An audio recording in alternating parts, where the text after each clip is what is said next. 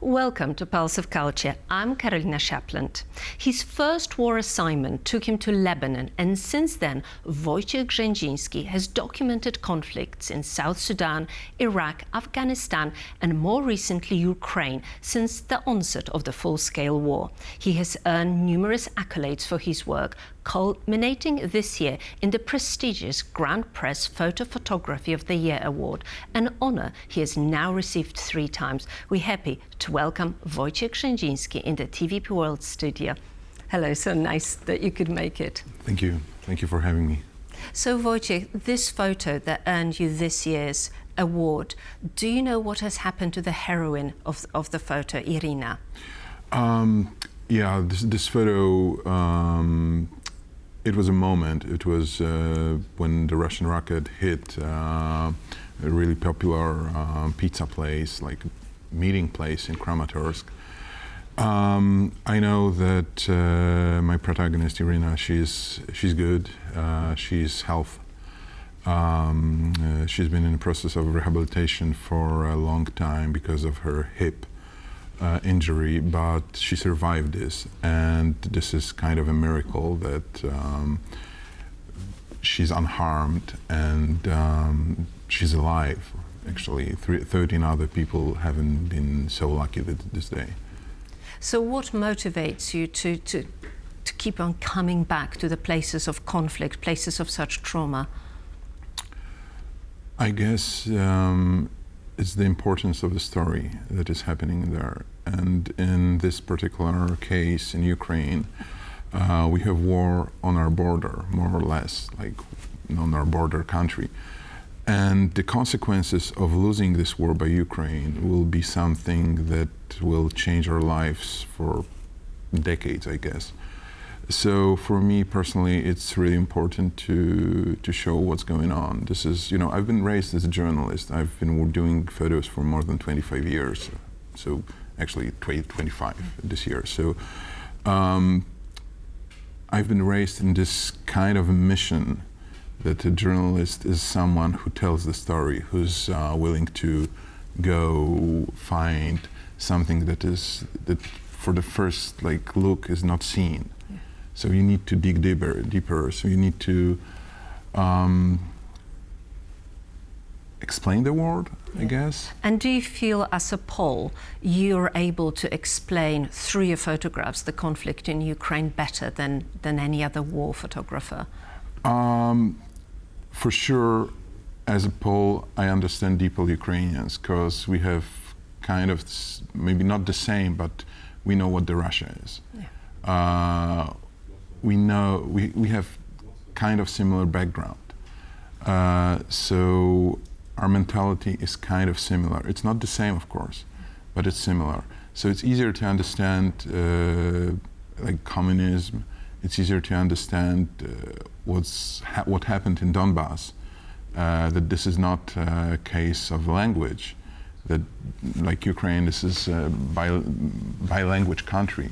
This is something that is really hard to understand to a lot of my colleagues in the West. So this is the advantage, the understanding of mentality. And you are portraying human misery at its most tangible. What emotional toll has it got on you, and how do you cope with that? I guess that this is not my first war I'm documenting, right? So I know the consequences. I've been there earlier. So at this moment, I know how to deal with it. But of course, it has a huge influence on understanding the world, I guess, of looking at human nature. And what is human nature? You've seen humans at their worst and their best. What's your take on that? I guess that the war is a kind of it mirrors the best and the worst in the human. It takes the best out of you or the worst. There is nothing in between, I guess. So you don't have any masks. Yeah. They just drop off. It's sometimes really even easier to understand who's good and or who's bad in this traumatic situation, in these extreme situations. And what about your colleagues, the other war photographers? What distinguishes your images from theirs? Is it the cultural background? What makes your photographs so special? Because they are. I don't know. This is a question for any viewer. Because for me, I'm just trying to do my job. I'm just trying to photograph as much as I can for myself. This is egoistic, but that drives me, right? The storytelling drives me to do further, to go further, to tell another story. And that's what really makes my life like full, I guess. Yeah. But what makes it special, I don't know. You just need to look through the photos.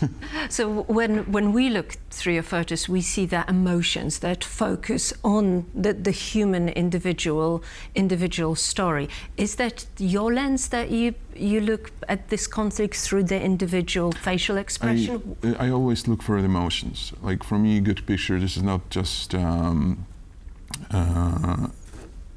frame. This is not just the moment. But it needs to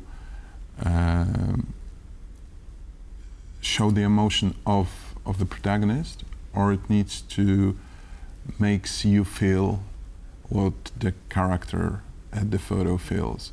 So when I'm somewhere in there, I need to breathe the same air, I need to be really close, I need to sleep at the same place, that I know what's the important thing. What's those small things that makes my characters special, right?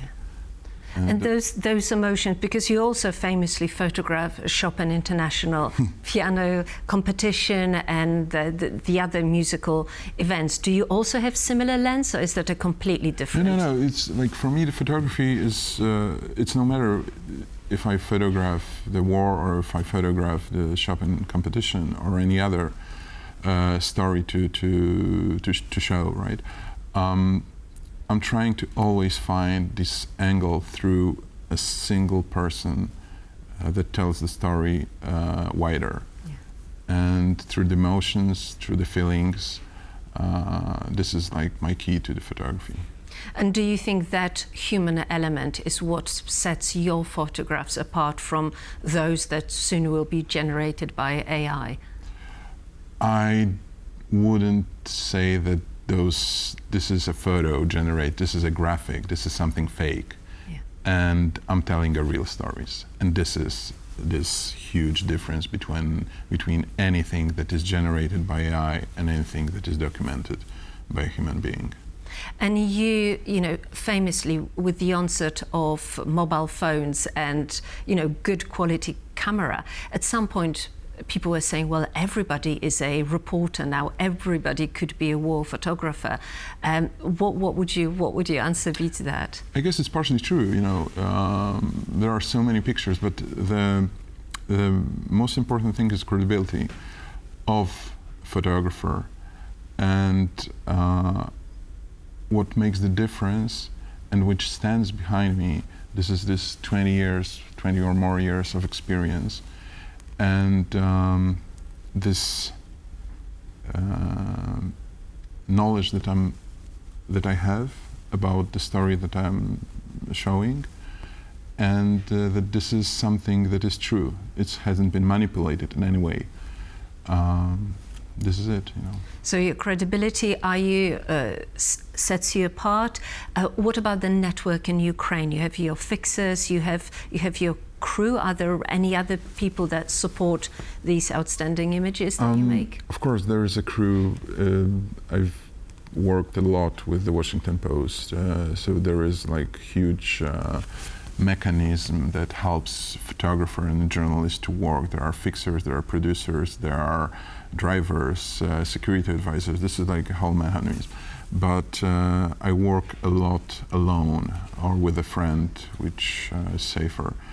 So I drive with my own car. I'm looking for the stories. I'm looking for characters, and this is how I'm trying to, look not in the way that everyone, not in the direction that everyone is looking, but to find something different, to show the war in a different way, because it's not only the misery, it's a lot of happiness, it's a lot of mixture. It's a mixture actually of all the feelings. It's not all about destruction. It's all about. Sometimes it's also about the normal life that guys on the front line want to have, and they sometimes fight for the others to have the normal life, and sometimes they're frustrated that they cannot have the one. So it's.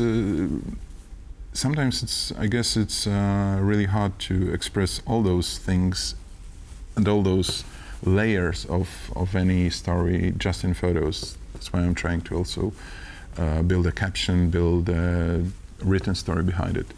But it does, if you don't mind me saying, it does sound incredibly dangerous. It does sound like you are putting your life on the line for that good photo. It's not a photo, it's for the story, I guess. This is the difference. But yes, it's true. When you're not even only on the first line, but when you're crossing the border, you have to be aware that there is a danger. And the further you go into the front line, this danger increases. So this is the price that you might pay, yes. Yeah, and what the people back in Poland, your family, how do they feel about your chosen profession? Actually, I don't have family, so it's really hard to ask them right now. So yeah, lone wolf. And would you be, after all of this high drama nature of your life, would you ever be tempted to go back to become an official photographer of the president, especially as we'll have a new president in the palace? For me that was an amazing adventure, to show, using the same tools as I use with showing the other stories, to show the life of the president, to look for this loneliness as emotion, because this is the only person that does this job in this country or any other country. So this is a really interesting case for me as a photographer, as a storyteller. But I'm not sure if I'm ready to get stuck for 5 years in one place. So what's next in line for you? Are you back in Ukraine soon? I hope so. I hope so for a couple of weeks. Next year, for sure, there is piano competition, Chopin piano competition. So I'm happy to photograph it, to make the story again.